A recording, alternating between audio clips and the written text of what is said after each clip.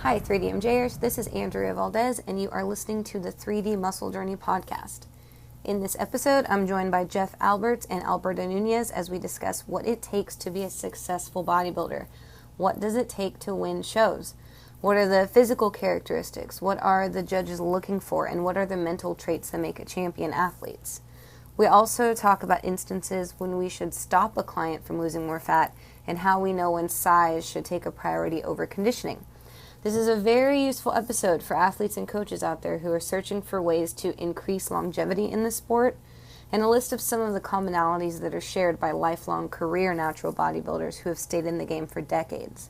So without further ado, here is Alberto Nunez, Jeff Alberts, and myself discussing what it takes to be a successful natural bodybuilder. Okay, so I'm super happy that you are the people that we decided to go on this topic with, because my favorite part about you guys is that, one, y'all are awesome natural pro bodybuilders, but two, y'all aren't delusional about the things that you genetically have been blessed with that help in this. And I want to talk about, or we should talk about, all of the things that you can control, the things you can't control, how those come together to make a successful bodybuilder. Yeah, because I think there are a lot of successful people who will say, hard work, I did it all. In this sport, there's some things that you just can't do it all.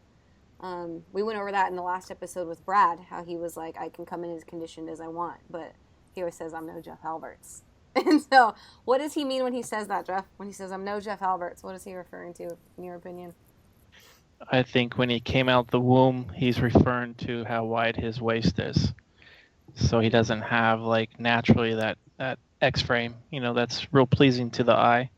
Yeah. So, I mean, when you get to the upper echelons of the sport, it's like whoever has, like, that genetic structure, like, is kind of at an advantage in the symmetry department. So he's kind of, like, behind a little bit because he has to kind of compensate for that deficiency that was God-given. So, he can't get in there with a file and shave down his hip bones, to make his waist smaller. It's a good idea. So he has to, somewhere. Yeah. Let's hope not. Let's not make it into a Saw movie.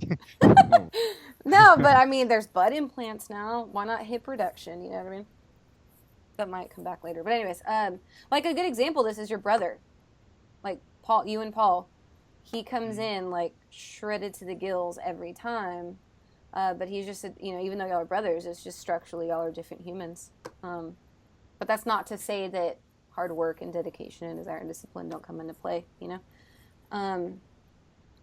Berto, you also, I mean, as people would say, that they wish to be you, right? And not only in the genetics of your structure, but also it'd be nice and I could win shows if I could have 700 carbs. Like, how many times do you hear that? Yeah. It's like, I wish my total reflected, like, I wish people were like, oh, I want to squat what you squat. It's like, no, they want my carb intake, right? Yeah. No, it's a few years back. This was back when we used to get, like, group training sessions. There was this one guy at our gym, and me and Eric were working, and the rest of the crew at the time. This dude just had an opinion about everything. And the thing is, he wasn't even a bodybuilder himself. He just liked to train. And it was a very bodybuilder-friendly gym, so he'd see a lot of those. And at some point, he just brought out the point that, bodybuilding is like a human dog show. And I was so offended by that. I'm like, no, it's not. Like, the dogs don't go to the gym and, just like grind things out and starve themselves. No, but it kind of is true. Like, I was looking at the breed standards for, like, my two dogs, and one of them is, like, highly, like, just, sorry, dude, like, you can't even make the JV squad. And it's everything from, like, the length of your head to the muzzle. The eyes have 3 different colors they can be. There's one coat that's a no-go. How long is the tail relative to the rest of the body? And I'm like, man, that sounds like so much like some other sport I know, right? Poor Paulie. If you wish to call it a sport. Yeah. So yeah, throw him under the bus, right? We'll edit that out so he doesn't hear it. Oh, okay. But yeah, yeah, it's a unique combination. And at the time, that was my issues. I was looking at the things that I do control, that I'm here busting my butt at, and this person just was like, focusing on that other 50%. If it is even 50%, because I think sometimes it's not exactly 50-50. Yeah. So yeah, there's things you can control, things you can't. And yeah, today we're going to go over a little bit of both, like things that we see in both sides of the spectrum, the God-given talents, and then what people do to maximize themselves. Yeah, and I think that's a good thing to start with, right? Is like, okay, so what are the criteria, right? If you look at any, I mean, you can look it up at any freaking website, but it's like, all right, first and foremost, like symmetry, and we already mentioned too that y'all both have like incredible God-given favors in that department. But Jeff, explain symmetry for the audience, because you're like the best poser I know and you're the best at displaying symmetry. It's just creating the illusion of balance, like just getting your physique to flow and making, like I said, make that waist look as small as humanly possible as you can, and getting the extremities to look as big as they can and having flow. So, I mean, posing can definitely, I could have great symmetry and blow that on stage by posing terribly. So that's a huge part of being a good bodybuilder's presentation.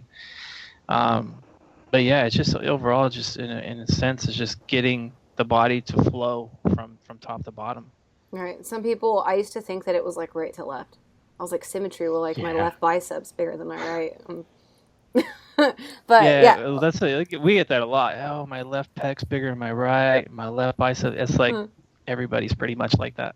Yeah, and by symmetry in that X frame, like it's the narrower hip bones, generally wider clavicles, basically, right? Make the combined with decent sized delts. Yeah. Make the sometimes top part of the X. If they get too long, your clavicles get too long, then sometimes guys' chests look pretty shallow. And you're like, okay, and you got to fill the gap there. Yeah, that's a good point. So it's like you don't want them overly wide to where you start looking thin. So yeah, there's. And then the lower half would be the quad sweep, but at the same time, a lot of, if that's overpowering, then your upper body looks smaller, which is super unfavorable for a male compared to a female. So yeah, so top to bottom, not so much like left to right, because we've seen. I want to say there was a girl that won the Novice Mayhem figure last year before, with like scoliosis, like very visible, like left to right asymmetry, but she just had a tiny waist. She was shredded. I don't know. So it's not necessarily left to right, but is that like frustrating for you to hear, Jeff, being that everyone's like, well, I'm not Jeff Albert symmetry, but at the same time, you're like, I put in the work. I think I used to be like that. Yeah. Because it's almost like, it's like you're assuming they're discrediting your hard work. You're doing well because you're blessed with symmetry. And people don't really assume that. It's like you have to understand the sport has a lot to do with symmetry. So to me, I'm like, thank goodness I was blessed with good symmetry. And if I put work ethic along with it, I mean, let's face it, if you don't work hard, then you're not going to make it too far. So you have to put both together. But I've seen guys that are just like totally blessed, but they don't have that work ethic. And you see them I see them over and over on stage going, wow, if this guy loses 15, 20 pounds, they're going to be unstoppable. Mm-hmm. And you just, so there's guys out there that I know if they had the same work ethic of, like, let's say an Alberto Nunez or a Brian Whitaker, they'd be able to go places. So you do have to kind of put those two together. What do you think, Bert, is like for you as being one of the people that we look forward to seeing on the pro stage soon, again next year? What's like an area that you think you could improve on when we think of things that make a great bodybuilder? Okay, we've already established y'all were favorably born with some decent genetics in this. Some people would say your food thing is an advantage, which I think is so strange. Like your caloric intake, it's like when he diets, it feels just as bad as when you diet, even, which is crazy to me. But what else do you think is something that you can work on or that you strive to work on right now? Oh, I think Jeff already knows what I'm going to say. Okay, I'm ready to. I think I think for me, I'm just like I have the process like so much higher than the show day. Like for me, I love the grind. I love perfecting that body comp that I'm aiming for. That I am more likely to split hairs in regards to my humerus position when I'm doing my lateral raises than I am when it comes to like my posing. And it's just because I first and foremost like do this for me. I think if there was no bodybuilding shows, I'd get peeled every few years and just be like, okay, yeah, I think we improved. Let's do this again. So I think that's probably the one thing. It dawned on me today. When I was at the gym because they have these posing rooms in my current gym. There's this really bodybuilder friendly one, and I'm like, you know what? If I didn't have like powerlifting or other distractions, let's just say I was really hurt and all I had was bodybuilding. Like that's the only thing I had. I'm like, I would be in there every single day, like trying to maximize that one thing I have. So to me, it's just like I get distracted by other things. I think the last time I did it was the powerlifting. I was way more focused on my big three technique than my like back double bicep technique. But this next go around, I think what I'm going to do is I'm fully going to commit to the whole bodybuilding thing. I've never fully done that. It's always been for me first, and maybe along the way we'll do some shows. So definitely the posing aspect of things. I want every pose to look the same. Every back double bicep I hit next year, should I compete, it's going to look exactly the same. That's the one thing you'll see with Jeff. Is it the way he looks in this front relax, or the show 4 months later, he looks exactly the same. And you can find a bunch of pictures, and he's just super consistent on stage. And that's the closest thing we have in bodybuilding when it comes to the technique aspect of things, is going to be the posing, which is much harder than I think some people think, especially at the pro level. So much harder. Yeah. Well, shit. Even when I was doing my first figure show, I had 4 poses, and 2 were the same. Like it's so undervalued, and I'm sure you're more frustrated with that than all of us, Jeff. But it really. I like that you hold it in such high regard. Yeah. I like the respect that you have for posing. And obviously you're correct, because I've seen, like you even said it, people have told you win shows because of it. When it is that close. When it is that close. It's the era. I think it's the era I came up in, because the era I came up was the golden era, Ed Corney, that's what I call posing, Arnold Schwarzenegger, pumping iron. So I was around Ed Corney, like back in the day, because he trained at the same gym I trained in, Bob's gym in Fremont. So that was just the era. It was like they put the show that I was gunning for back then. It was really posing emphasis, like really heavy. Like it was a huge part of the scoring, because Ed Corney was the head judge. Yeah. So I think that's why I just take it so serious. But I think Berto's being a little bit humble here, because his last season, I mean, he dramatically improved his posing from 2011. Like, I mean, he could hardly hit a front relax without, moving all over the place. And in 2014, he was pretty much on point. And it's one of those too where it's like there's people who obviously respect it. This is for me as an audience member in shows, right? There's like, okay, they worked on their posing. Then there's people that are just fucking great at it. Like they understand it, that they have it down. Like you're one of those, Jeff, that they display themselves really well. And then there's the people that like did not spend a fucking second besides last week. Mm-hmm. And I think that it's such a disservice. And when we're talking about what makes great bodybuilders, I think we can also say, like, what makes a bodybuilder that's like, we can't even as a judge look at you because it's so distracting what you're doing. To me, that's not being a great bodybuilder. Right. If you're leaving 25% of the equation, you got training, cardio, diet, posing. Those are the 4. That's 25% of your prep. And if you're not taking it too serious, then you just get yourself shredded. You're in your best shape of your life, but then all of a sudden your great symmetry looks like bad symmetry. It's like you're crushing weeks of hard work. And then me as a spectator, if I'm paying big money to pay these tickets, and I'm sitting there going, oh gosh. Yeah. It's frustrating as a spectator, and it's hard enough as it is now to keep people in the seats, at a show, and that makes it even worse. Yeah, and like just because, to speak for females, I think too, what I've noticed is not female bodybuilders, but like figure and bikini. I think a part of that is like, can you walk? Like it's so, because you guys are barefoot, but when we think about what makes a winning figure athlete, I've seen girls win shows that maybe weren't as, like between the top three at a pro show, they obviously favor like Chrissy Zimjewski, right? She was at the top of her game for like 4 or 5 years in figure, and she was not always the biggest or the leanest, and not that that's exactly what they go for in figure, but there were girls that I thought had better physiques, but she just looks so good on stage. She presents well, she walks well, her face is poised, her, all that stuff. So I just, I'm kind of glad that we opened with that, because I think it's an afterthought a lot of the time about what makes a winning physique.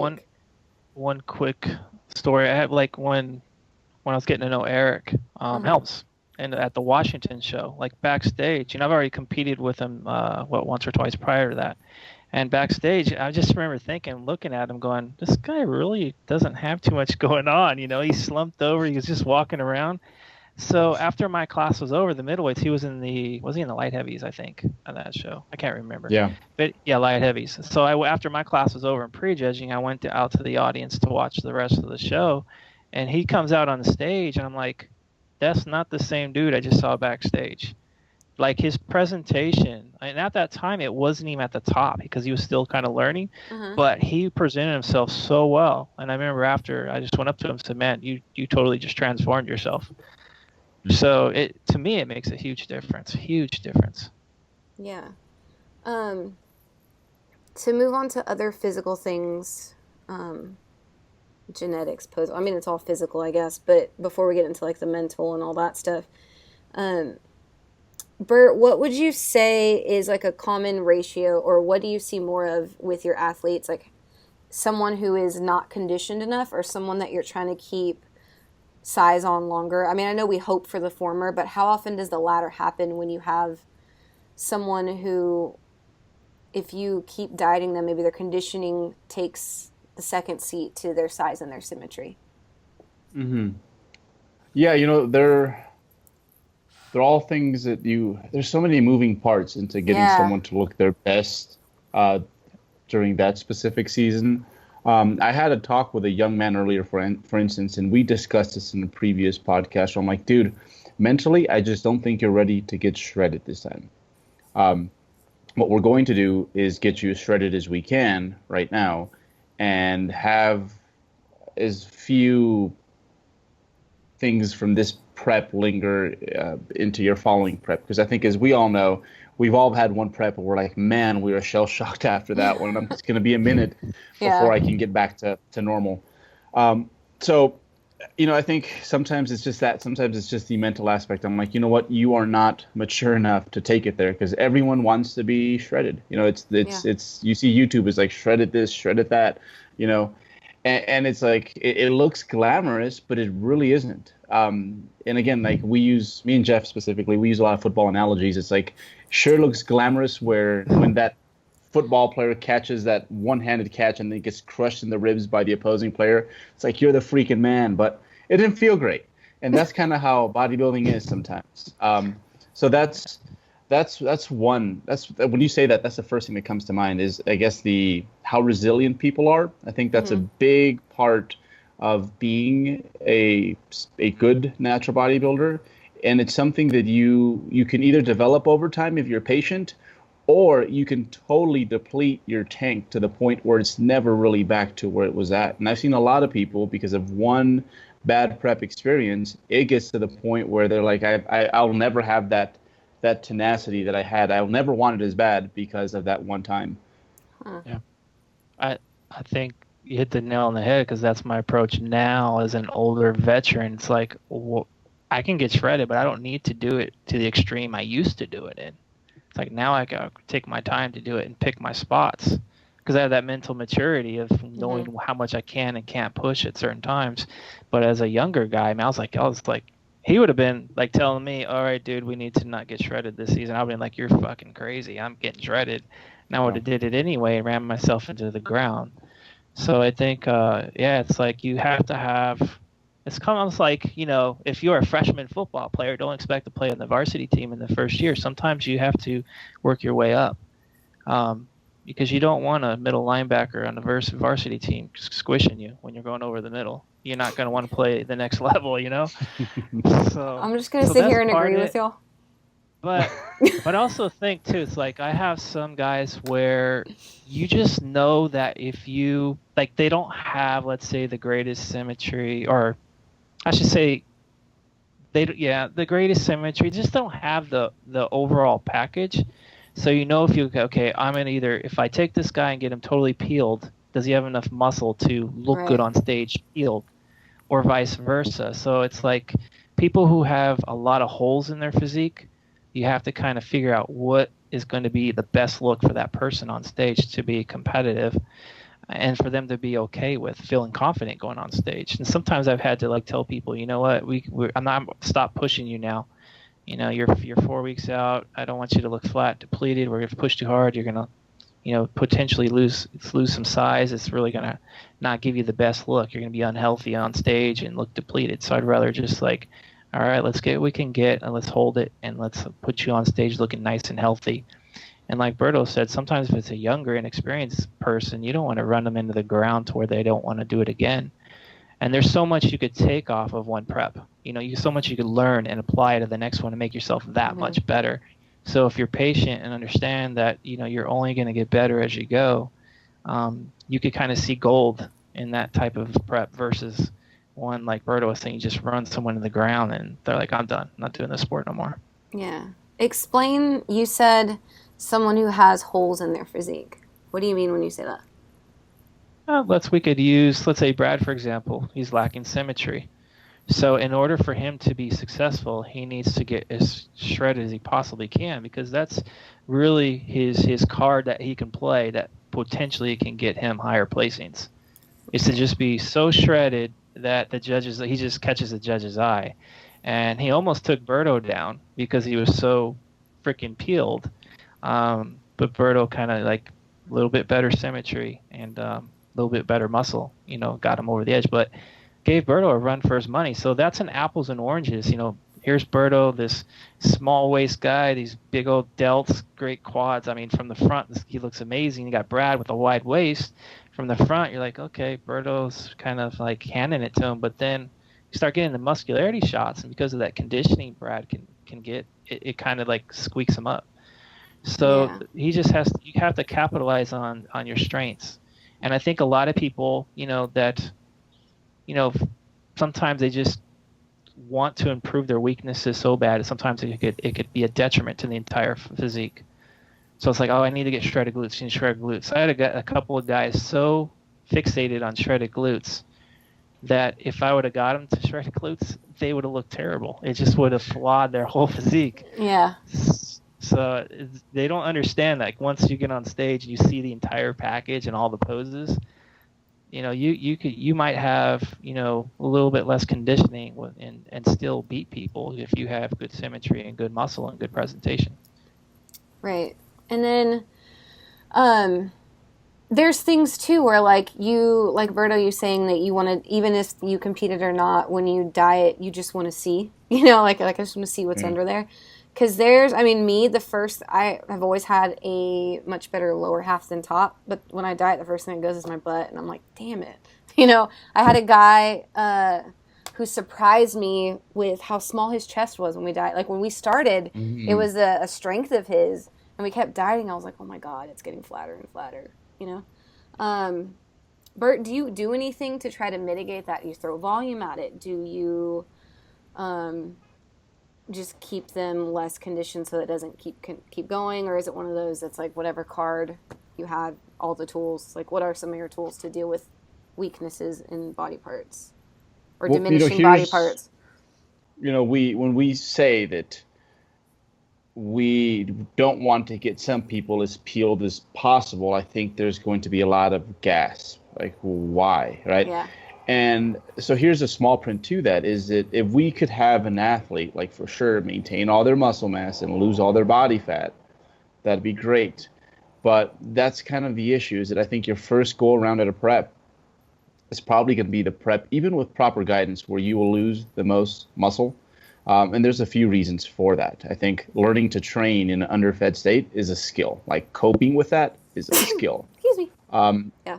And that is, I think that is one of the main reasons why, and I think Jeff can agree with this, but our younger guys tend to lose muscle a lot easier than our older guys. Our older guys get in there and it's like, we've kept everything, and it, almost to the point where you're full and you're like, we might have gained some because things look so much bigger. But yeah, so that's kind of the issue, is that for some people, taking them to that low of levels of whatever it's going to take to get them there is going to come. I mean, there's just something to being chronically stressed when you're underfed, and I think that's how prep is for most people. Mm-hmm. And it's, again, like the whole stress thing is just like this. It's a slippery slope. Once it gets going, and if you're like just losing your mind 12 weeks out, then by the time you're 4 weeks out, it's going to be even worse, most likely. Yeah. So yeah, I think the biggest issue here and why we don't get some people peeled is because there's just so many moving parts that go into getting peeled. So for example, for your guy, I mean, it might have been in a great muscle group to start with, but maybe he had a few days where on his chest presses, it's like, I've never felt my leverages like this. And I know that for me, my first prep where I saw performance starting to backslide, like the first few training sessions, I'm like, ooh, like, where did that happen? The first thing that came in my mind was,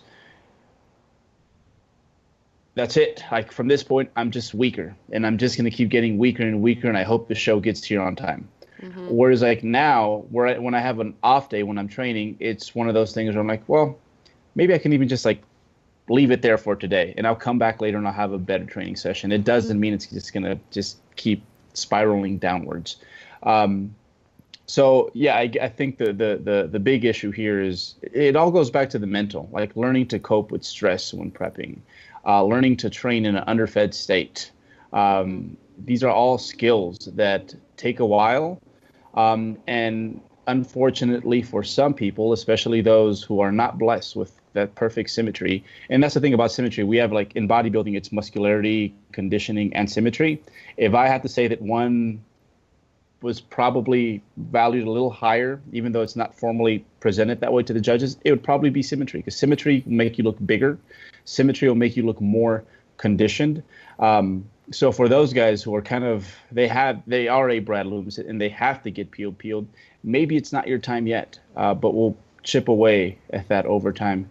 And that's a hard sell, but I think a good coach can do that, make decisions that are best in the long term, and they keep your bodybuilding career at the forefront as opposed to like this prep. Right. Those are all good points. This is all probably going to be like, a lot of viewers are going to be like, what do you mean? They don't get him. I want to get shredded, you know? Mm-hmm. And it's not like we go into every single prep with someone and say, all right, man, we're going to keep you soft. You know, that's not what we're saying. Not at all. So I just don't want people to think that, because there's plenty of times where I've had newer athletes where I've pushed them. Like, if I feel like they're mentally okay and they're ready to do it and they're handling things well, let's get it. GSD, get shit done. But if they're struggling, then I mean, you want to protect them. Yeah, and that's a good point. Like, you could have someone sign up, and I look at someone like they just came in their application, I'm like, damn, they have good symmetry. This is going to be good if we can get them shredded. You know, and then 2 months in, they can't stick to their diet. 3 months in, 4 months in, they still can't stick to it. It's like, well, whether you have symmetry or not, if you can't get there, you just can't get there. And like you said, it's a mental game. You know, we've seen it both ways. We've seen people with great genetics that just can't, like y'all said, just can't mentally withstand the rigors of prep, and then vice versa. Again, we keep talking about Brad, but someone who maybe he isn't the best with symmetry, but he knows how to grind. And do y'all think that that's teachable? Or do you find that it takes either a really, really, really long time, or most people you can kind of tell if they have it or they don't when they come in? Bert, go for that. What do you think? This is where I think having a background in sports helps so much. And when I Skype with someone, I'm getting to know my athlete. That's something I'll ask. Like, so prior to this, what did you do? They played football in Texas. I'm like, okay, this dude's gonna know exactly what he's gonna follow through on his stuff, you know. So I think that's really important, is where you came from. Otherwise, you're going to have to learn it via the sport. And that can be a bit rough. But with the proper guidance, I do think it's something that you can build up over time. But just like muscle, it's something that, tenacity is something that you need to, like will is something that over time you're able to produce more of those. Yeah. You think so too, Jeff? Yeah, I think it's definitely teachable. It's definitely, you could learn it, and it takes time to mold it. But I also think there's just those people, just like there's great genetics with symmetry, there's also great genetics with work ethic too. People are just go-getters. Yeah. And those guys you love to have on your roster, you know, because it's smooth sailing. It's like, throw it at me, I can do it, I can handle it. And they just handle stress a lot differently and better than most. It's like, I handle stress way better now than I did 10 years ago with preps, because I've seen a lot. So, and the thing is too, is when I coach athletes now, first thing is like, I want time. You give me a lot of time. Don't come in here wanting to lose 20 pounds in 12 weeks, because the stress levels are going to be way up here. But if you give me 30 weeks, well, all of a sudden, okay, now I can pick spots. Okay, I'm going to push you for a week or two here. Prepare them for that. Here's what you're going to expect when your food comes down. You're going to feel like this. A couple days later, you might feel like this. Let me know when you start feeling really shitty.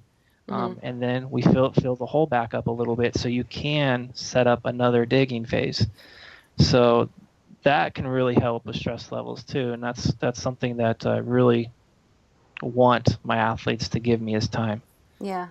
Something that I find really interesting too is, although we say like it's an advantage if someone was an athlete, it's still like I remember when I was doing my first prep in grad school, it was in the exercise physiology department. So like everyone around me was an athlete in high school, maybe even undergrad.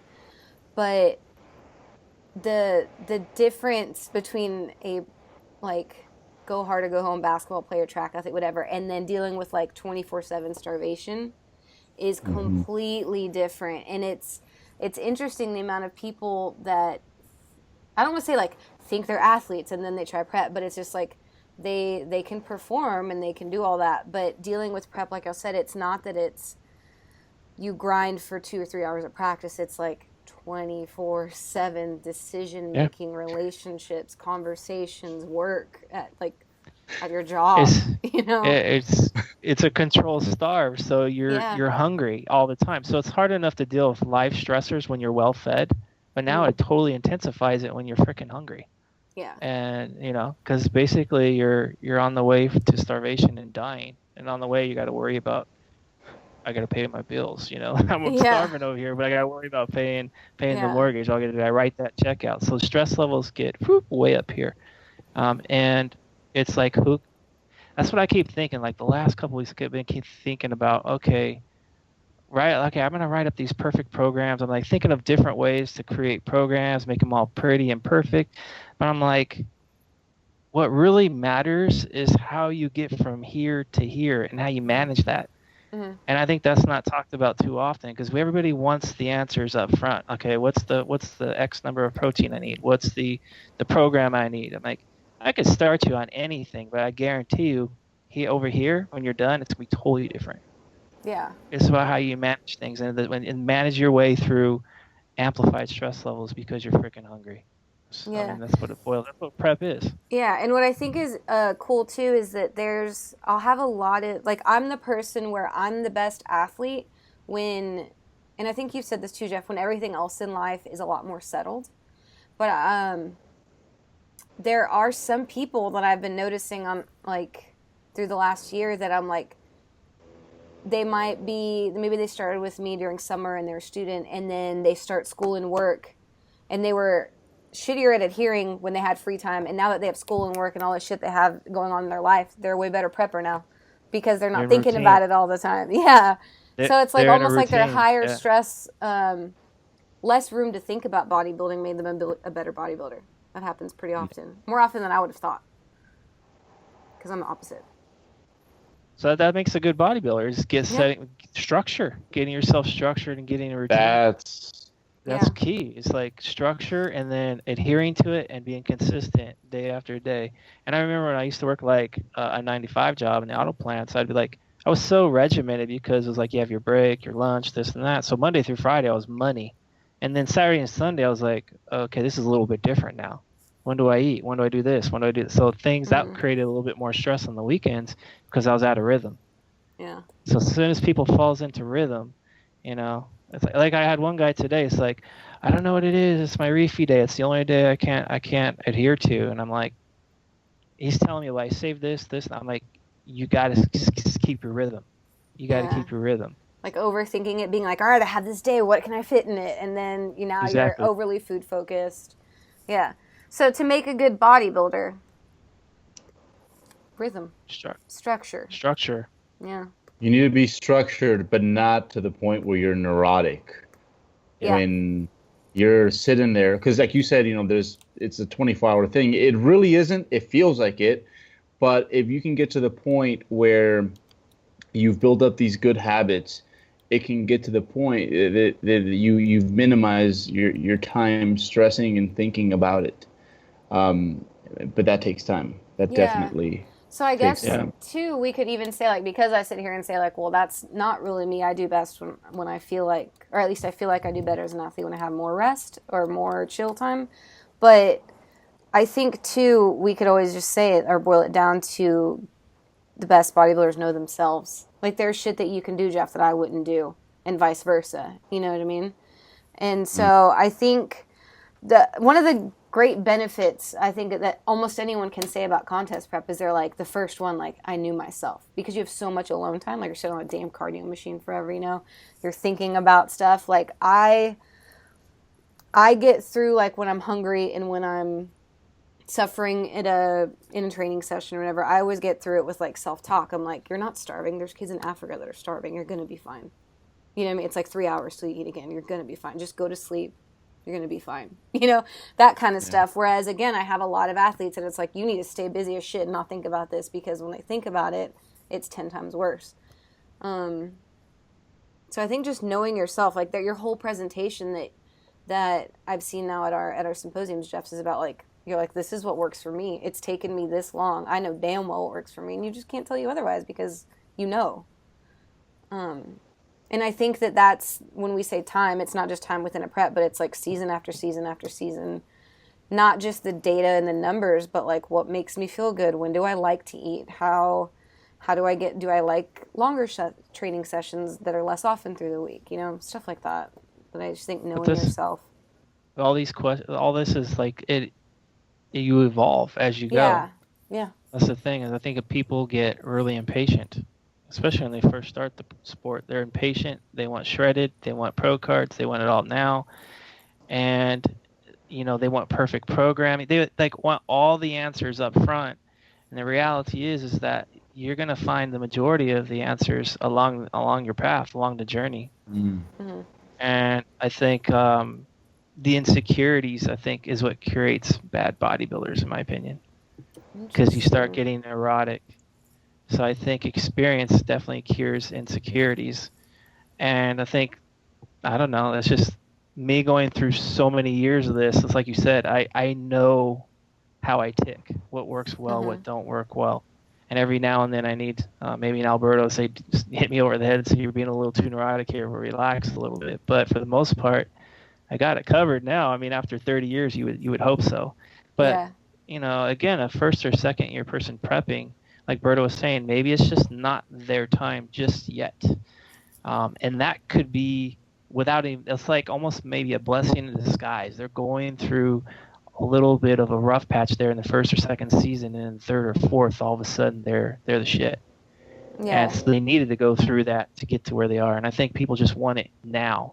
Instant gratification, and it just, for the majority of us, it just doesn't happen that way. So patience, including yourself, right? Your first show, you said, like, if people Like, your episode, your Origins episode is really powerful for me because, you know, here you are at the very top of natural bodybuilders, and it just didn't start that way. I mean, yeah, you had your genetics or whatever, which people would think, well, he's had these genetics since he was born. Obviously, he started winning right away. But it's like, you didn't, you know, and you weren't a happy person for the first few years. And I think that's... I struggled. Yeah. Like, I mean, I did well, okay, competitively, but in hindsight, like, my potential wasn't fulfilled as quickly as it probably could have been because I was closed-minded. So that's another thing of being a good bodybuilder, is being open-minded and learning, not getting stuck in your own ways. So I spun my wheels for a long, long time. Yeah. And so, yeah, it held me back for sure. Bert, what have you had to learn to be patient with? Like, what came way later for you than you thought it would? Man, that was like an on-the-spot question. But, like, what do you feel like you've really developed over the past couple of years that separates you from your first couple?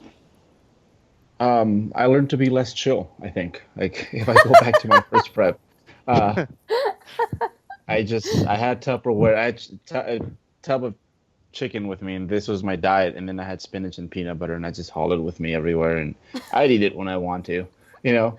And it's like, you know what? If you're going to want to get a little further, you're going to have a plan. It can be a bit off, but like with time, it's going to get a bit, you're going to refine it, and you're going to get closer to finding what fits you. But that was probably my biggest thing, was just being more structured with my approach.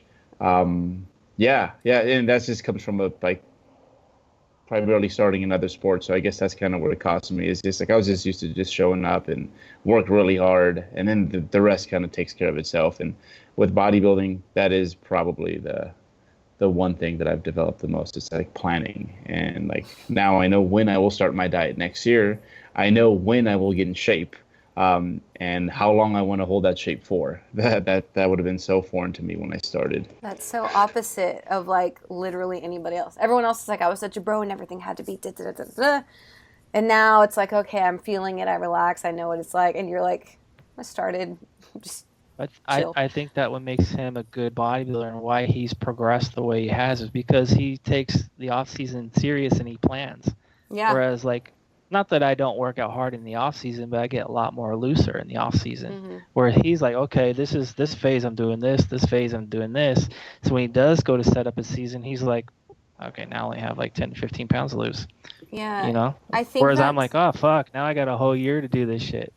So I mean, to me that makes his path, he created a path for himself, like, to make him a better and optimize himself.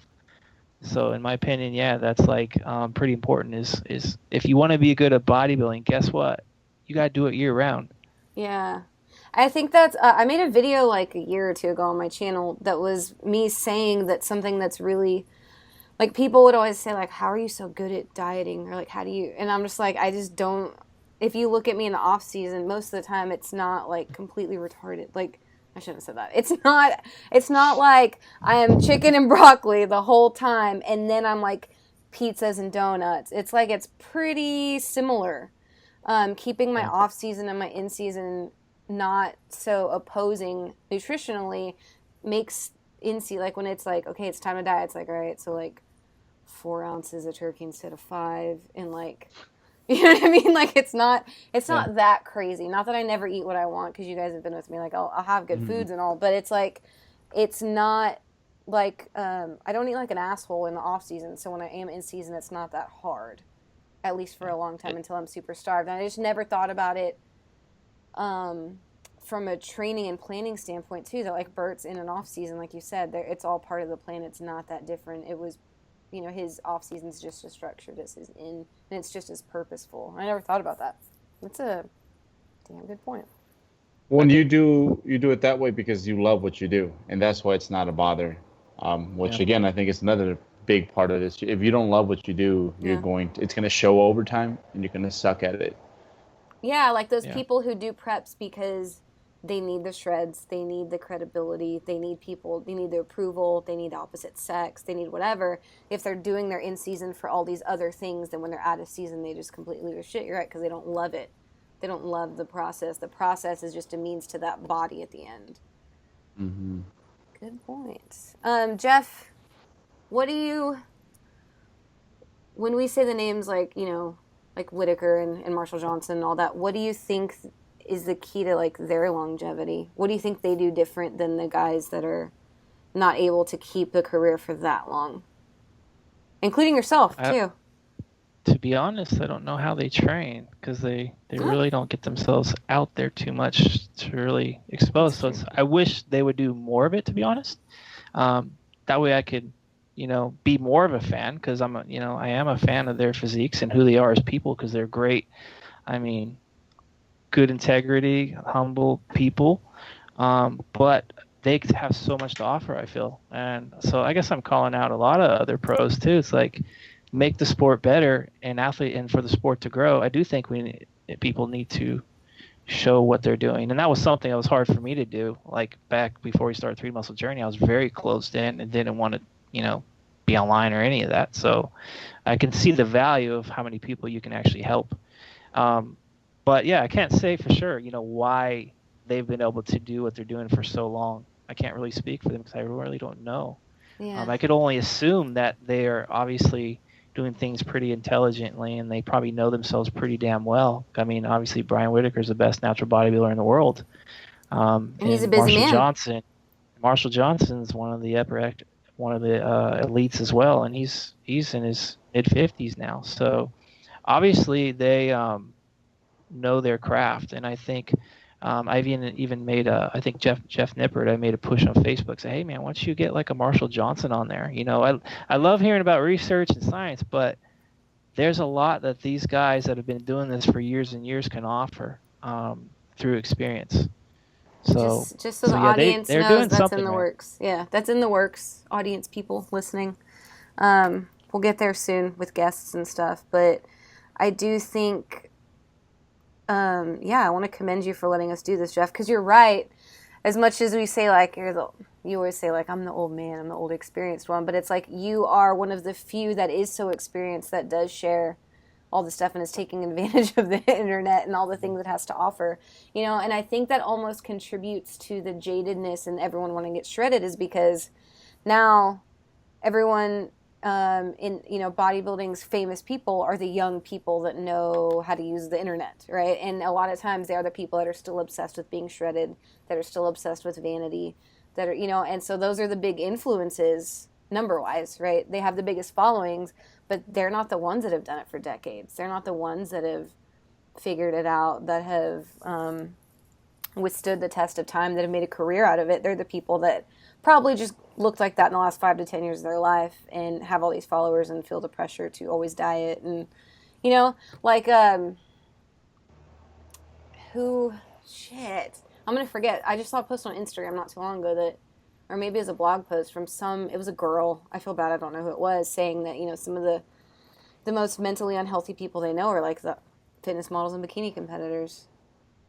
As much as they portray this thing for all their marketing purposes, that when you go hang out with them, they either don't have friends or don't have a life or don't know how to deal with people or are miserable, cry when they eat a cookie, like weird shit like that obviously you can't do that forever. And obviously people on the pro stages for years and years haven't, they don't live a life like that in order to make it that far. Well, and here's the thing, like I can read that stuff like really quickly. Like I know just from experience, like when I interact with someone, I'm like, dude, you're so screwed. Like that example you made. Yeah. Right. And usually like at expos, like people I met at the Olympia, people that I met at this, the FitCon, people who seemingly, who have a following and have it under control, supposedly. They make it seem that way. Who are giving advice. Just from interacting with him, give me 5 minutes with you. Like no one's gonna want to talk to me now. Give me 5 minutes with you, and I will tell you exactly where you are. And it's not to say that these people are never going to get better, but that is the biggest difference between those people and say a Brian Whitaker and a Marshall Johnson and even a Doug Miller, is that they know themselves. They know themselves, and that's something that honestly it takes time. Like for me, being more precise because I know I have to be. That's because of my personality. And I know that, like, okay, that's what I need to do because otherwise I can get too far into that other direction. So I know myself. Yeah. And that's what these, like, when you like Marshall Johnson doesn't even count food. He just kind of What? he just kind of pours his oatmeal. He's like, this seems like it's about enough. I've been flat too long. I'm gonna go have that burger and fries. Maybe I had too much dessert. I'm gonna do a little extra cardio today, and that's how he gets there. I mean, talk about someone that knows himself. Yeah. You probably couldn't do that 20 years ago. So that's the thing. Yeah. It's like over time experience, he's found his own path, his own approach. Same with you. Yeah. But I could only imagine, like, I was a pretty decent bodybuilder in my 20s, my late 20s. Pro card worthy. I didn't win my pro card, but I was pretty good. I could only imagine if social media was around at that point, it would have probably turned me into an animal, like someone I probably would regret being now. So I mean, some of the things I'm like, man, if I had social media when I was 20 years old, oh my goodness, I'd look back on it and go, what was I thinking? Yeah. And what I think too is like seeing it all as investments, like Berto investing in your off season. I still stand by it. What was a highlight of our London trip, which I don't know, I didn't tell you this, was when we were leaving. I don't know where it was, someplace where I had a big ass burger, and you turned to me for the first time since we've ever met, and you were like, "It's good to see you just eat," and that stuck with me till, like, it meant a lot to me, because here I was 3 years ago on the internet being like, "I got this figured out, you guys. Let me give y'all advice," and I literally in the last year of my life figured out how to off season. Yeah. And that was, it was really important to me, and I think that.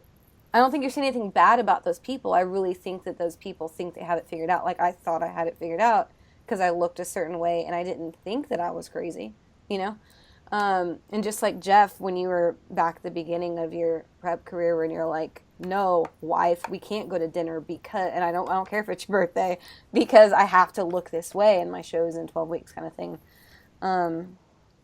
It's all that perspective. made me a better bodybuilder. Yeah, right? Right, I got my training in, I got my food, and I was a better bodybuilder, but I wasn't a better person. So I don't know. It's all the perspective over the years. Because we're talking, it's perspective, yeah. Because some people, if I voice that now, like, you know what? That's being a shitty person. I don't care how good a bodybuilder is, being a shitty person. Some people might look at it and say, no, you got to get after and do what you got to do. So they'll look at my perspective and think I'm wrong. And then I might look at that perspective and think it's wrong, but it just really depends on the person and the situation, and there's a lot of context for everybody's different situation.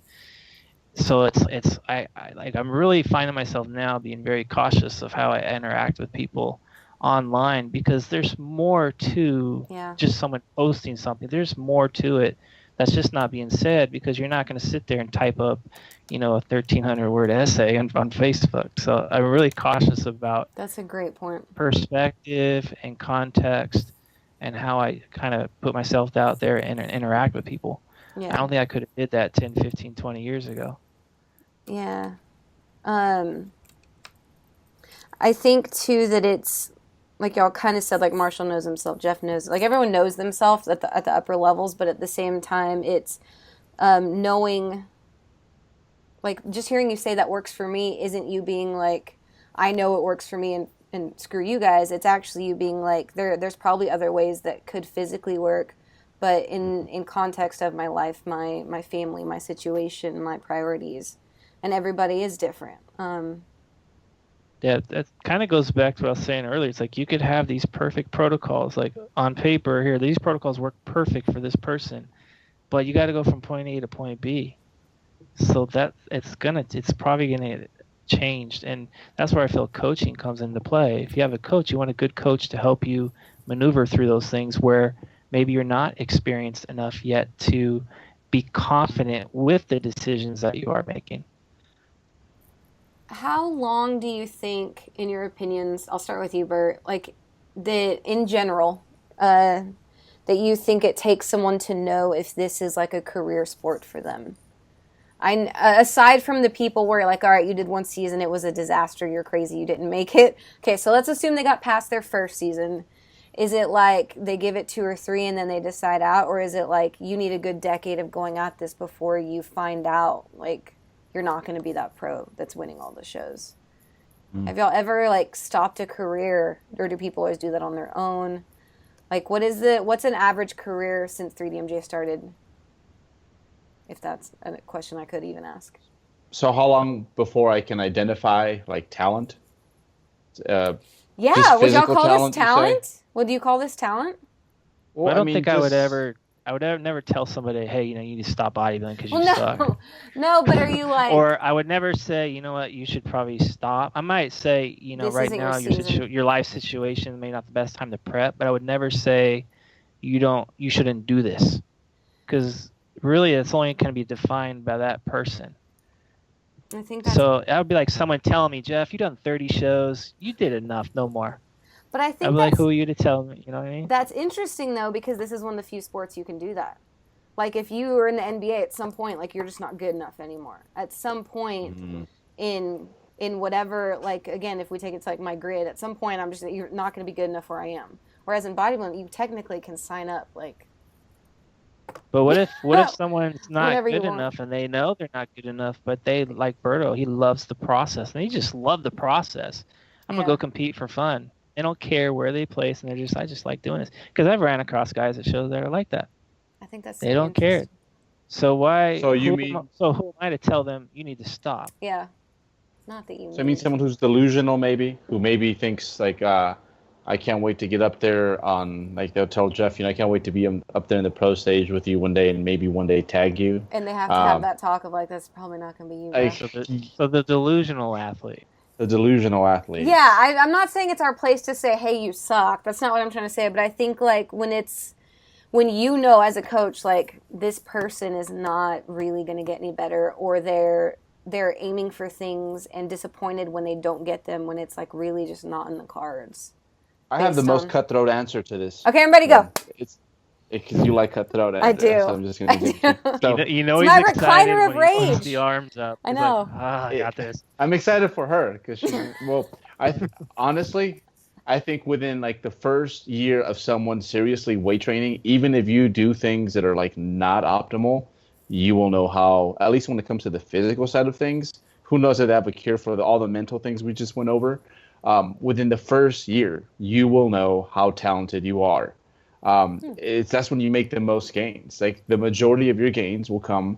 Like I think my first year of training, I was maybe 70% of what I am right now I think I'm 32-year-old male who's been training for a very long time. I forget. So I was a man child. That's exactly. true. At 17, you look older than I do now. It's crazy. So the first years, like for example, like Jeff, think of our old sponsored athlete, Smiley Elmore Jr. What do you think that young man looked like when like that freshman football coach is like, here, you need to weight train for football? I guarantee you 5 months later, he looked like he was 35. If Smiley wasn't such a good man, he probably would have bought a pair of smokes. Like he was just an absurdly big person. So within the first year, you will know how physically talented you are. There's no like, I made a comeback during my 3rd or 4th year. And like across all those coaches, you see that. If you see Eric's progress, the majority of his progress was the first year. That's what got most of us hooked. So yeah, the first year, you know how talented you are. And most of us are not going to like look in the mirror and be like, oh, I'm Smiley Elmore Jr. That's awesome. The majority of us are going to be somewhere in the middle. And that's a good time to start thinking ahead. So what am I going to have to do better in order to find success on the stage? What can I focus on? I don't put on muscle well, so maybe I need to get someone to give me a really well thought out program that lets me progress over the course of the long term. So yeah, first year you will know if you are like going to be one of those dogs. Mm-hmm. Like fresh out the litter, you know which puppy you want. And Jeff, like I remember in your episode, you were like, yeah, when I was like in 7th and 8th grade, I had my little muscles already, like I was coming out. Yeah, the little cuts, yeah. Little baby Huey. I was athletic and I played sports, so I think that helped out a little bit too. What about like when you guys said it's teachable, this discipline and this mindset and this whatever?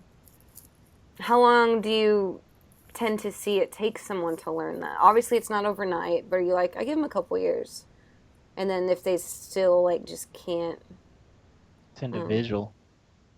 yeah, there's Yeah. no like an average of the years that you've been coaching where you're like, usually takes someone about a year, and I can tell. You I can have say one no. athlete that's been going at it for maybe 20 years, and I think over the last 3 years, we finally got that. Wow, Yeah. man. That's, Sometimes I, it takes, like, I'm a slow I mean, I've had success more later on than earlier. And when I define success for me, it's my physique, the way it looks versus how much first place trophies I've won. Right. Because I was winning shows, or not shows, but like class wins with not very good conditioning and just holes in my physique, and I should say not physique, but the overall package. Mm-hmm. And I was still doing okay, but so success later on. So it just took me longer to figure all this shit out, and it was like I had little pieces good at certain times. Like, oh, I trained really hard. I had the intensity and the work ethic, but it was too much. It was overpowering, and then I was lacking discipline as far as like, okay, I need to, ease up a bit here and there. So it was like I had what it took to get me where I am now. It took me a lot longer to gel them all together That's a to good make point. myself a good bodybuilder. So when we're talking So I don't good, really, go yeah, ahead. I'm not, I still don't, I'm not like, in my eyes, not elite yet. I consider elite like you give me a top three in like a world class show. That's elite. Um, but I'm like on the cusp of it. But it took me this long to figure it out. And a lot of people, they'll figure it out a lot sooner, but some people don't. And then some people who have patience and persistence to keep trying to go. Like, that's why I would never tell somebody, hey man, you just don't have it. Who am I to say? Because maybe 20 years That's from true. now, if they keep going and going and going, they might. So I But don't want to there, be I'd never want to be a dream crusher. nah, but there's also, I think, a point too where it's like, okay, we're going to compete this year, right? We didn't make it this year. Okay, next year we're going to compete. And after like 4 or 5 times of like, we're not getting close to stage ready.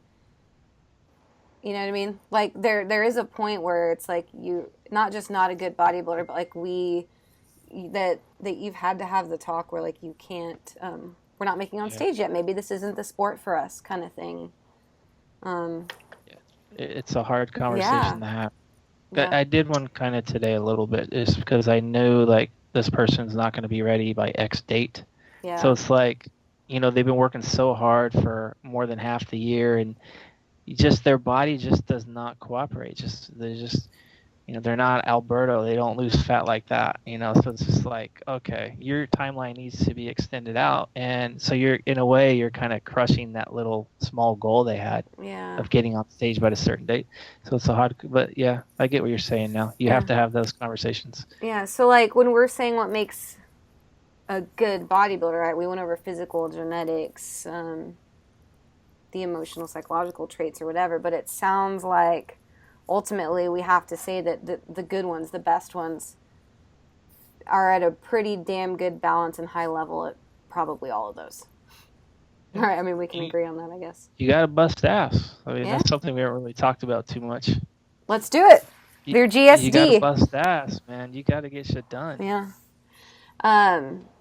I think Because you it's look at the top guys. Okay, you look at Brian Whitaker, Marshall, Siobhan Cunningham, Cleveland Thomas. All these guys at the top, they get after it. yeah. They're not like taking it easy. More, they're working.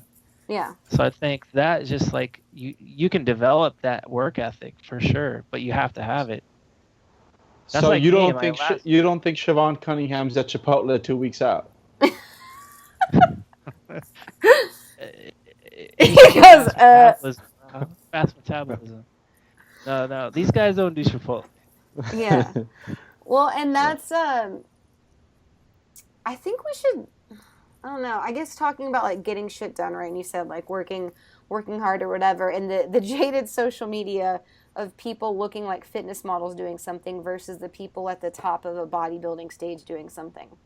and it's like I don't know if you have this problem. I do on my, I don't say a problem, but something I've noticed with people coming on for the first time is they do, because I hate hounding social media because it can be so awesome too, but at the same time they see these fitness model looking individuals doing something, portraying this glamorous thing, and then you tell them that they can't do the things that those people are doing, and there's like this disconnect of like, well, why not? And it's like you said, you know that those people at the top of their game, they weigh all their food. The chef in the back doesn't weigh their food, you know?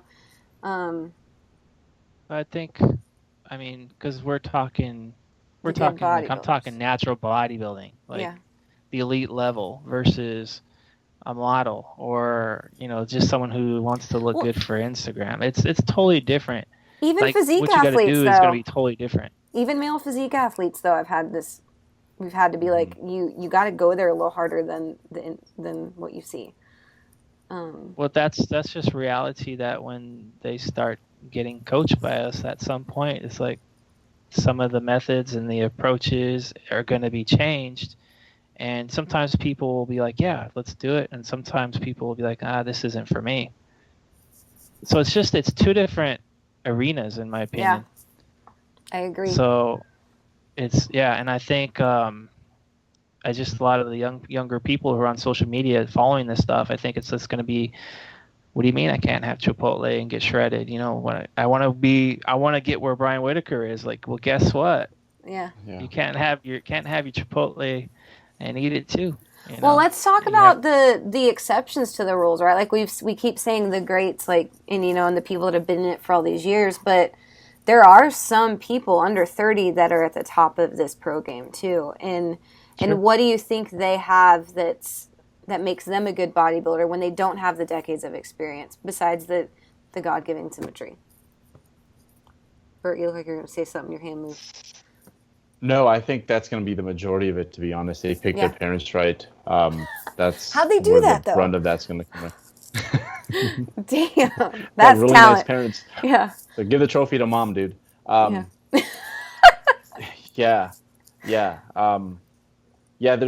going to be exceptions, but I think for the majority of people, it's that old saying. I think when you see social media, it's and that's the thing people don't read now. But like, don't believe everything you read. Don't believe everything everything that's grammed. Yes, everything that's grammed on the YouTube. That's why I really like Jeff. I really wish a lot of those like top level natural pros put more of their stuff out there. I can understand why they won't, because social media can definitely be a jungle. But it's tiring. it's exhausting. So there's just, and I need to do a better job of this. It's just being more transparent with my stuff when I do like vlog. It's just that I get it. I'm just not very welcoming to having a camera like, oh, here we go, guys. We're going to go out with my buddies. It's so-and-so's birthday and we're at this brewery. I don't want to be that guy. Well, and I know it's hard for you too, because obviously I'm not either of y'all, and I'm not this big, like, awesome, badass pro winning all these shows or whatever, right? Like you guys are. And I have no, like, issues with it. It's just that people pick what they want from y'all's messages, right? They see Jeff and they think, well, he's had all this experience. First off, I think both y'all are blessed, right? And then Jeff has all these shows. I can't be him. And then Bert gets to drink all this beer and eat all this food. So, like, I'm fucked, And it's like they almost immediately are like, well, either one, I could do that, eating that much and drinking, and I could do like Jeff because he has refeeds when he goes with his family, so I could go out every weekend for dinner. And it's just like missing the fucking point of like loving the shit of it. You know what I mean? Like I said, like instead of looking for the things that y'all can get away with and maybe they can too, instead of seeing like the other 99% of like shit's getting handled. And I think that's the goal. Yeah. It's Berto's message that he got from Dan John, right? Yeah. It's a message we put out like 4 or 5 years ago that seems to have gotten lost deeper and deeper, and as social media keeps growing and growing and growing. Yeah. Well, But again, that brings us back to like when we're talking about don't eat Chipotle or do this, we'll do what Alberto's doing. It's like you're trying to get fucking shredded for a natural bodybuilding stage. So again, it's like if your goal is to get on the elite level, you gotta do it. You gotta go extreme at times. Yeah, and extreme is like when people hear extreme, it doesn't mean like we're going to train every set to failure. Extreme is like, as weird as it sounds, the life decision of like I can't go party. I can't go eat out every night. You know, like yeah.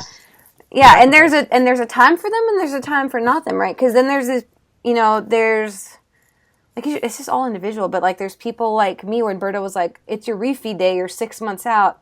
We can have a pre-weighed elk burger, and I was like, what? You know what I mean? Like I remember being like terrified. Whereas you have like the opposite people who they think they can eat this shit because you know. Jeff went to his wife's Mother's Day dinner in prep, so like I can go out and eat with my friends every weekend, and it's just like not the fucking same. You know what I mean? It's just... I don't show like how I'm eating, what I'm eating when I'm there. It's not like I'm like having a big pile of tamales on my plate. It's like, oh, one tamale, there we go. And what did I do prior to that? You know, oh, I ate a light breakfast. I didn't eat carbs for lunch or whatever, so I could make a room to do that. Those things. Yeah. That's what doesn't get really talked about too much. And you know, that's probably to their favor that those other guys, like you said, we wish they were on social media more, but at the same time, they've probably been able to keep the integrity of their GSD by not getting filled with dumb shit. Mm-hmm. You know, like they're not in it as much, so they probably aren't scrolling through their Instagram feed looking at everyone's food and seeing, oh shit, he got shredded on fucking protein pancakes and Walden farm syrup, and you know, which I do. Don't get me wrong, but like they love their ways. If that makes sense. Here's my perspective: is that if I had social media when I was younger, I would have been all over it because I was still coming up. I'm trying to learn more and more and more to better myself better. So where am I going to turn to? Okay, I got all these people on social media. I'm going to learn and see what they're doing so I can better myself. Now, as an older guy, I've been doing it for 30 years. I don't need to go look at so-and-so's pancakes or whatever, or you know, here's this product and here's my abs, by the way. That does nothing for me to improve me as a bodybuilder on my level. Yeah. So to me, it's like, what research is Eric Helms going to put out that might give me that 1% that helps me out? What is Brian Whitaker doing? Let me look at his, like, I'll look at Brian Whitaker, like, oh shit, look at his conditioning. Guess what? That's my standard now. Mm-hmm. Now I need to go to even more extreme. I get to even be more disciplined on my diet. So I choose my resources according to my goals. Right. At this time of my career. So again, it's like if I was like 2025, yeah, I'm gonna look at guys looking at their abs and look at that product because I don't know any better. That's what I'm trying to figure out. Yeah, well, because they want the speed, right? Like you said, patience is. They want it now and yesterday, and people they want to get better, and so that's why it's like for me as an older veteran of sport and just being older in general, it's like, okay, I need to keep myself, we talked about this in I think the last podcast, I need to keep myself, I got to put myself back in their eyes, like where I was when I was in my 20s, early 20s, and that maturity level in order to keep relating to people so I can keep helping people from kind of that perspective and also my perspective. Like if I just was that old grumpy guy and just said, no, you got to do it like this. Yeah. Or my way is the best way. Well, and I explain. Yeah, and the good thing is too when you were coming up is like whether you had whatever the magazine said, there was like one magazine, right, or two, like and so like even if it wasn't the best, it was like you only had 1, 2, or 3 options, and it probably said pretty much the same fucking thing, and you went hard at it, right? And now it's like if you're following 5,000 people and they're all doing different things, they all have different advice, and then it's that whole paralysis by analysis. What they're doing is better, but they're doing this different. And so now you're trying to do like 12 different methods, and they just like can't. And that's and that's why coaches I think are more important now than ever.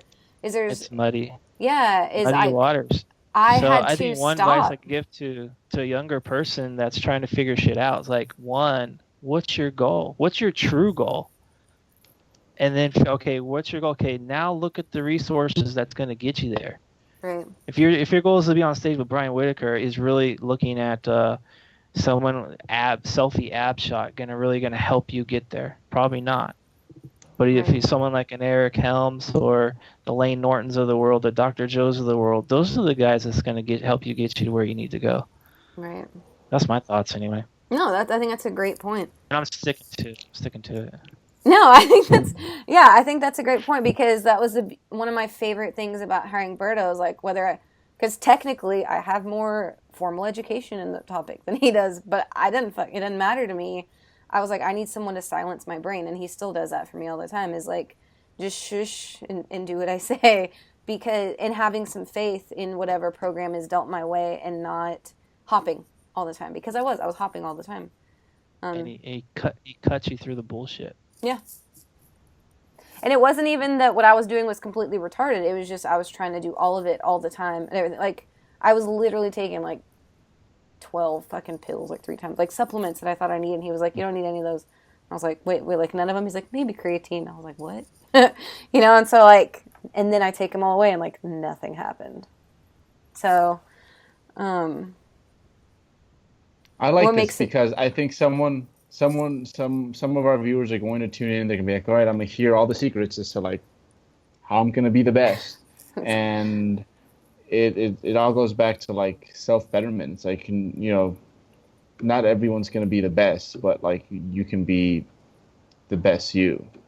Not everyone can be the best, but shame on you if you're not your best. If that's what you want. Yeah, and my personal best was not letting go of the details and getting the big picture.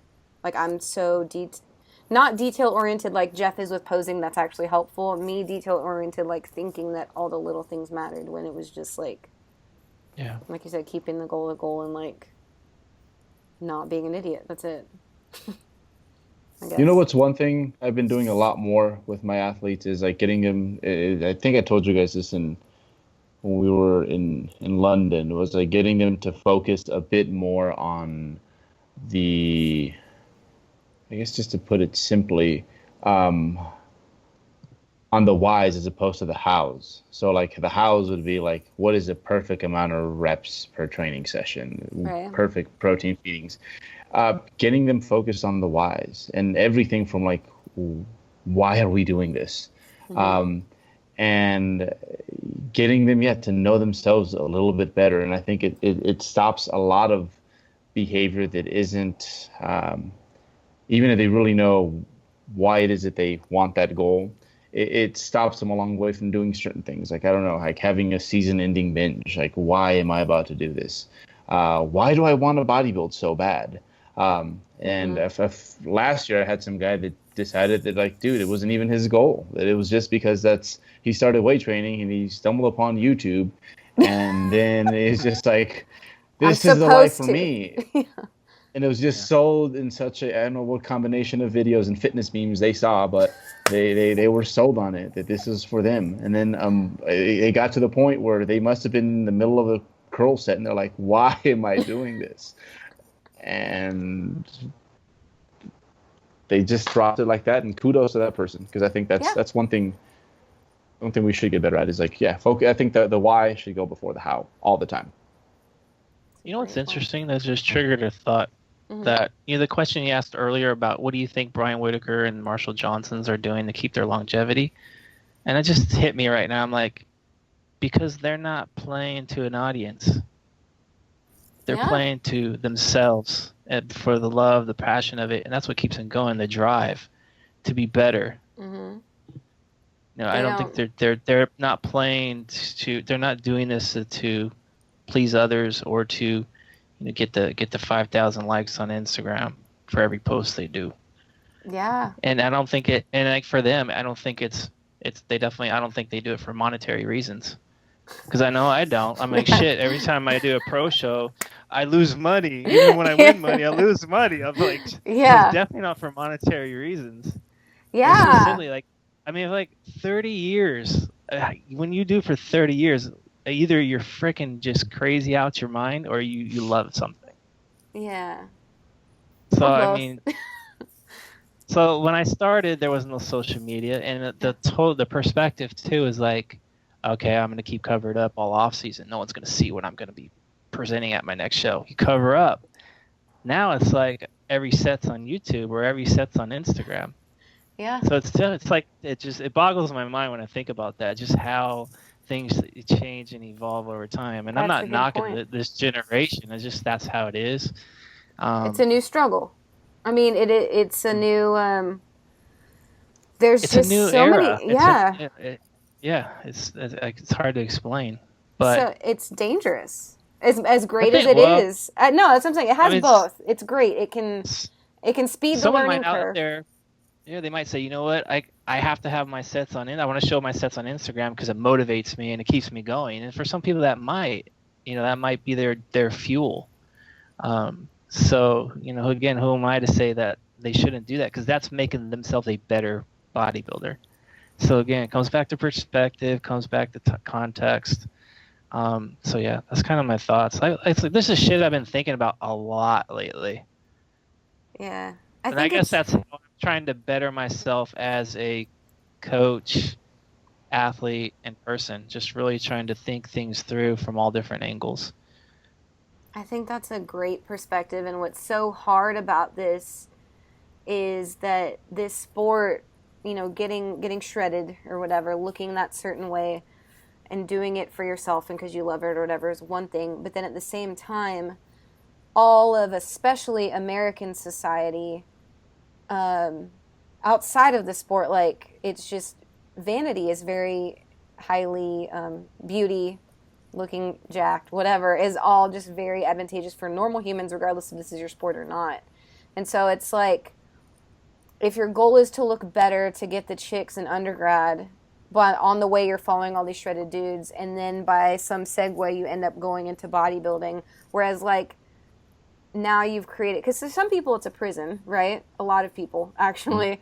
And so it's like now you've thrown yourself into this prison where otherwise all you want to do is pick up chicks, and now you're entering a sport that you probably didn't even want to be in. And so it's just, it's interesting because this sport is so closely related to like societal acceptance.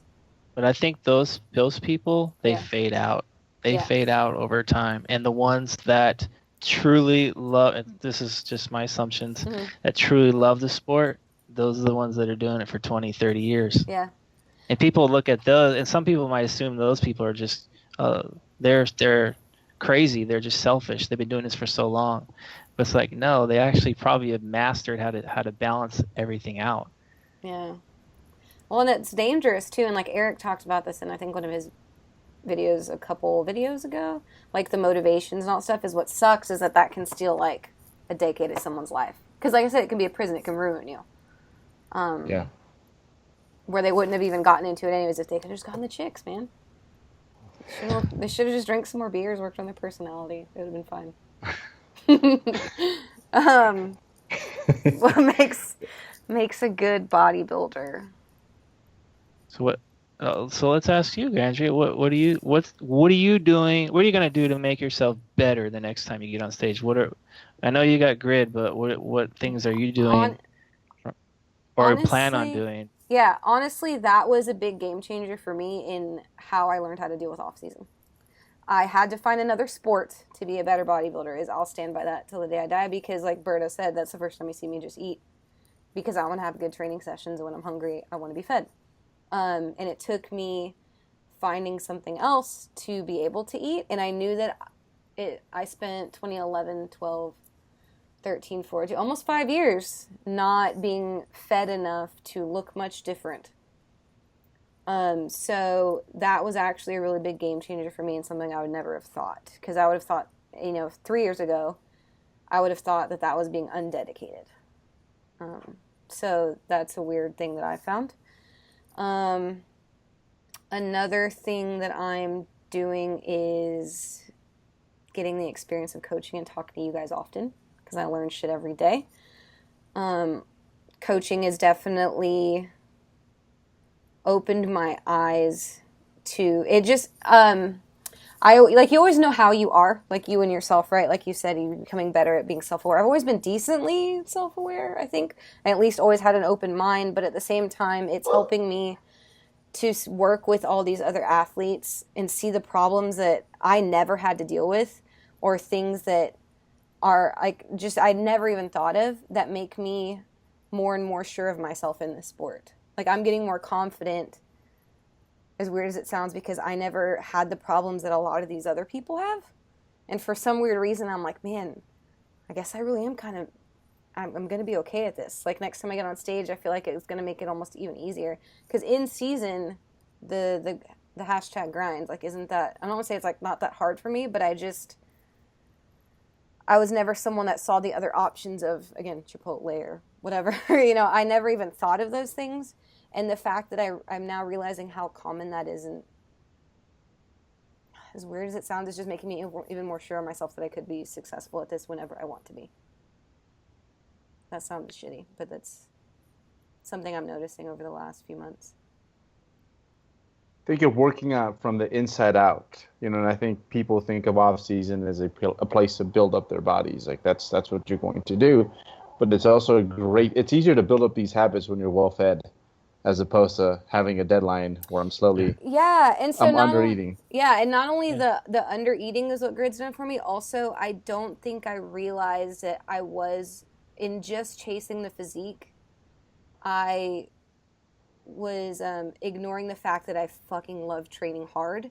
And now with grid, I'm getting better, not only at different things, and I get to train hard aerobically and stuff like that, but my powerlifting movements that I've been working on for the last 4 years had kind of really slowed in their progress.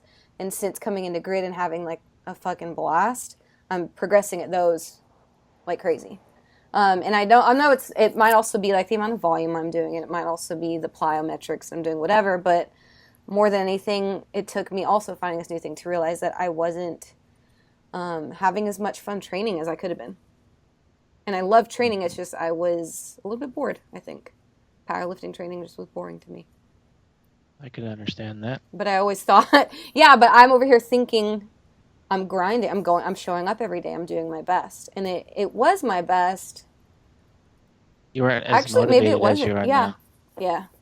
And so, and again, I think that's huge, is you gotta have fun at what you're doing. Otherwise, you're just going to go in there like you're just going in there spinning your wheels. I mean, you're working hard, but you're just like, there's like probably a little bit of an edge you just didn't have that you have now. And I've never not wanted to go to the gym. I've always looked forward, literally every day since I was probably like fucking 6 years old, looked forward to going to the gym. It was never like, I don't want to go, I'm tired, this is boring, it's not fun.